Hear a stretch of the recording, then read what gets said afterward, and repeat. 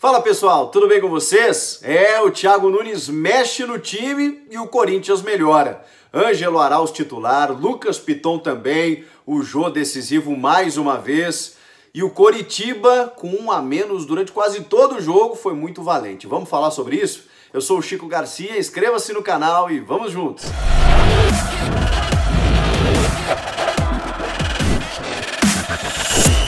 Antes da gente analisar essa vitória do Corinthians, eu queria dizer que esse vídeo é um oferecimento de OneFootball, o aplicativo que eu uso para me manter informado sobre tudo que está rolando. E agora, com os campeonatos voltando, Campeonato Brasileiro, outras competições em vista, tem notícias, estatísticas, resultados. E tem um detalhe, tá todo repaginado o OneFootball, mas com aquele conteúdo que você conhece. Então eu vou deixar o link aqui na descrição, você baixa gratuitamente e serve para qualquer celular. 3 a 1, o Corinthians conquista sua primeira vitória no Campeonato Brasileiro contra o Lanterna Curitiba. Poxa vida, mas pegou um time lá na ponta de baixo da tabela, com 1 a mais durante quase toda a partida, tinha mais é que vencer o jogo. Tá, ok, essa é uma análise, mas a gente precisa contextualizá-la. Por quê? Porque o Corinthians não vinha jogando bem. O Corinthians, inclusive, ainda não encontrou o seu time ideal, e essa análise precisa ser feita também. O Coritiba, por outro lado, apesar dessa perda significativa, se a gente for considerar o resultado final de 3 a 1, e não ter tido um jogador desde os 15 minutos do primeiro tempo, fez um jogo muito interessante, muito digno, comandado pelo Eduardo Barroca, que está a perigo lá no Coxa, as pessoas estão querendo mudar o comando técnico, o Coritiba ainda não venceu no campeonato, e a gente sabe qual é o campeonato do Coritiba, é se manter na Série A. E o Coritiba esteve perto até, atacou o Corinthians, e mesmo quando esteve com 1 a menos, propôs o jogo em alguns momentos, quis estar perto do gol, tanto que busca o seu empate. Mas o Corinthians, por outro lado, precisava também da vitória para dar uma resposta, né? Não tinha vencido ainda no campeonato, e o Thiago Nunes, nessas mexidas, nesses testes, promoveu alguns nessa partida. O Luan realmente parece ter perdido espaço.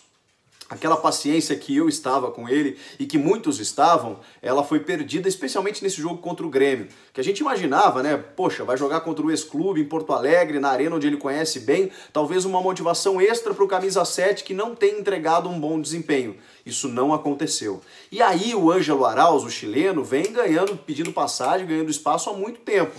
E definitivamente me parece que o Thiago Nunes definiu o Arauz como titular do meio-campo e deve fazer isso, porque é muito diferente. O Arauz ele tem tido mais assertividade nos seus movimentos de meio campo, ele tem dado assistências, deu mais uma para o Jô hoje, ele tem procurado esse setor ofensivo mais avançado um pouco, mais pisando na área, combinando com o Fagner, buscando o jogo, tendo vitória pessoal, ele está com mais confiança, coisa que a gente não vê com o Luan.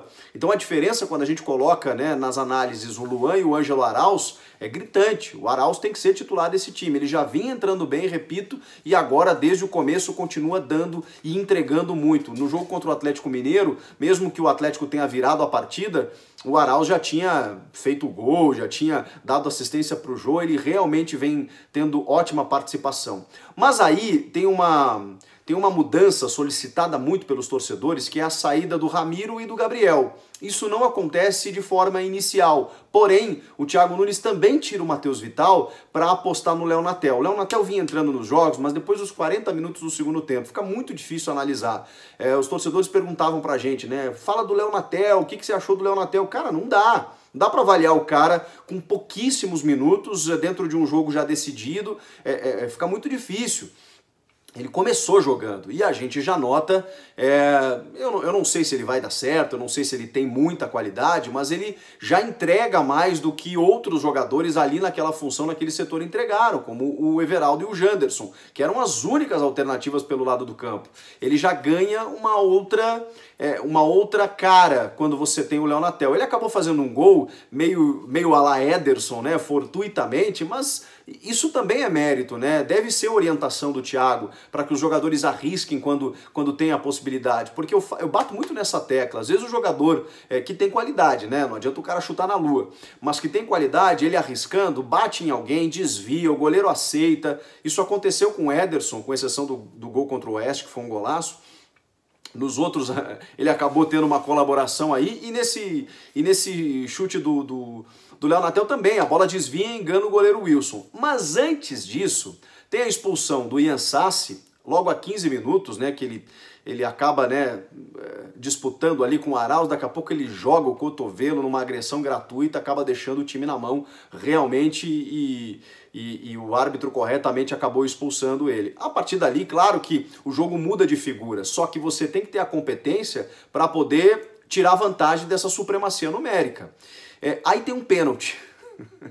10 minutos depois, né? Tem um pênalti que o árbitro enxerga, o Braulio Machado enxerga no Léo Natel, que eu não consigo enxergar. Eu não consigo, eu já tentei por algumas câmeras, e o que mais me surpreendeu, eu recebi muita mensagem de corintiano dizendo, gente, a gente também não achou que foi pênalti, porque, cara, é inacreditável, assim, tem ele sobe e tal, tem um contato que, mas eu honestamente, para marcar pênalti, você tem que ver um lance faltoso do jogador do Coritiba. E o que mais me surpreendeu é que no VAR, o Marcelo de Lima Henrique, que tem lá suas deficiências, ele não só não alertou o árbitro do erro que ele estava cometendo, como simplesmente referendou. Porque se o VAR fica na dele, mantém a decisão de campo do tipo assim, bom, se não é um erro claro e óbvio, na minha opinião seria, mas ok, o árbitro de vídeo não quer interferir, deixa a decisão de campo e beleza. Agora, a única recomendação que o Marcelo de Lima Henrique deu foi amarelar o jogador do Coritiba, ou seja, ele não só concordou, como ele referendou a decisão. Então, sei lá, talvez ele viu alguma imagem que nós ainda não tivemos a possibilidade. Aí o que acontece? O Jô vai pra bola de uma forma meio displicente até, e o Wilson defende, se adianta. E realmente se adianta. E aí o juiz manda voltar. E o Jô cobra mal de novo e o Wilson defende. Méritos pro Wilson, mas assim, a sensação que fica, eu duvido que tenha sido isso, né? Mas é que o Jô não quis fazer esse gol. Os dois pênaltis que ele bateu na final do Paulista, um nos 90 minutos, quando ele sofre lá, já nos acréscimos, o pênalti do Gustavo Gomes, em que ele acaba marcando o gol, e depois nas cobranças das penalidades, em que ele chuta no alto, foram pênaltis, né? Umas cobranças devidas do Jô como artilheiro que é. Esses dois que ele cobrou, acho que ele não estava afim de fazer esse gol mesmo. E melhor assim, porque acabou fazendo justiça. Não acho que tenha sido a intenção do Jô, mas talvez até ele mesmo estivesse desconfiado, não foi com muita convicção e o Wilson acabou defendendo. Aí depois veio o gol do Léo Natel. Bom, aí vem o segundo tempo. E aí, o Thiago até demora um pouco para pensar isso, né? Pô, você tá empatando o jogo, porque 5 minutos depois o Sassá acaba empatando, né? Numa falha defensiva, ele consegue, a bola consegue cruzar da esquerda para a direita e o Sassá consegue a conclusão. O Sid Clay, que não tem a capacidade de recomposição que tinha o Carlos, eu já falo tinha, né? Porque ele já está na Itália para negociar com o Monza da segunda divisão italiana e deve fechar mesmo. O Sassá livre acabou empatando o jogo. Aí o Thiago, que tem um jogador a mais, que saiu na frente e sofreu um empate, ele tem o Ramiro e o Gabriel no meio. Não tem necessidade, né? O Ramiro não no meio, né? O Ramiro estava jogando quase como um atacante. E esse é o grande erro, na minha opinião. Porque várias bolas chegaram na grande área para que o Ramiro pudesse concluir a gol, e ele não tem esse cacuete de atacante. Eu sou um fã do Ramiro, acompanhei ele de perto no Grêmio, sei das qualidades que ele tem como um jogador tático, como um jogador combinador de jogadas pelo lado direito, como um jogador que faz a recomposição, que chega na frente com alguma qualidade, mas ele não é o cara da definição. Ele não é o cara que vai, na espirrada de uma bola, ele chutar com precisão, ele ter a definição para marcar um gol. Ele não é esse cara. Então a bola não pode sobrar para ele. Ele não pode ser esse cara lá. E aí, quando você tem um jogador a mais, você precisa ter jogadores de mais qualidade para fazer isso, porque você naturalmente vai se sobrepor, naturalmente você vai ter volume e vai ficar no campo adversário. Então, é preciso qualidade para trocar essa bola e para chegar mais ao gol adversário. O Thiago até demora, mas ele depois faz as alterações corretas. Aí ele bota o Ederson, tira o Gabriel, tira o Ramiro e coloca o Ederson e o Mosquito. O Mosquito, que estava no Paraná e que foi solicitado para o Thiago. E isso já diz muito do que do que vive o técnico do Corinthians em relação ao elenco. O Corinthians está vivendo uma dificuldade financeira de contratar, mas um diagnóstico de que precisa mexer na sua estrutura, que precisa reforçar o seu elenco. Tanto que o Otero está vindo aí.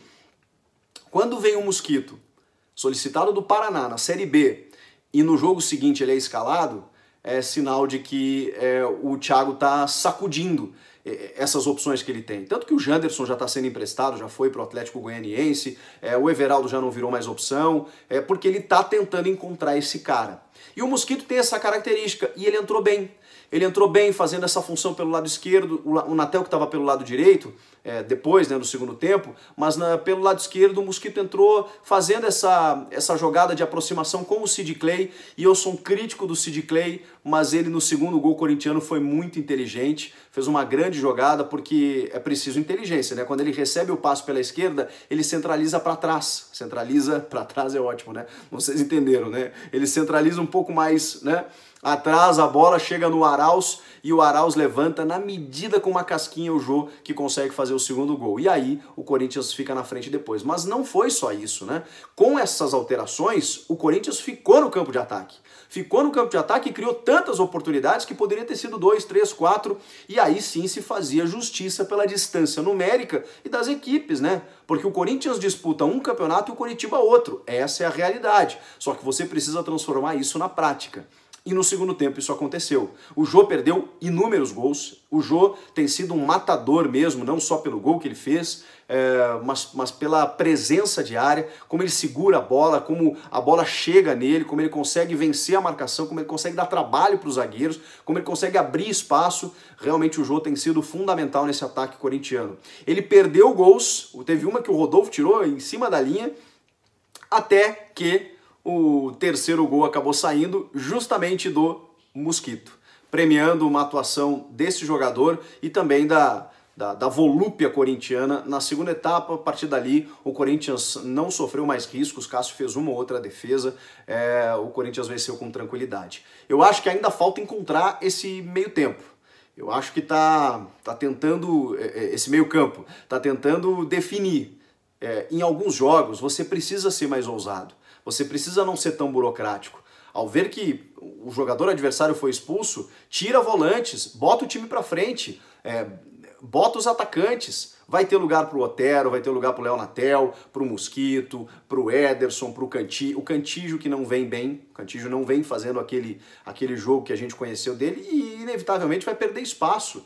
Se o Ederson entrar e recuperar a condição física, porque ele visivelmente perdeu nos jogos em que ele teve uma sequência maior, e isso vai ser uma tendência, uma tônica, né, a partir de agora, né, a gente vai ver alguns jogadores sentindo mais com jogos na quarta e no domingo, mas o Thiago já ganha opções. Isso eu acho que foi a grande notícia desse jogo. É óbvio que a gente tem que fazer toda a ressalva de um adversário com 10 jogadores por 75, 65 minutos. Eu sou ruim de matemática, viu, né? Mas menos 15 é 75. 75 minutos do jogo, um time com 10 jogadores, que está lá embaixo na tabela, mas era preciso aproveitar essa oportunidade e ser um pouco mais arrojado. O Thiago mostrou isso hoje. Vamos ver como ele se comporta nos próximos jogos. E aí, gostaram do jogo, da vitória? Quem deve ser, ou qual deve ser, melhor dizendo, meio campo corintiano? Quero ouvir você aqui embaixo. Inscreva-se no canal e eu volto na próxima. Tchau!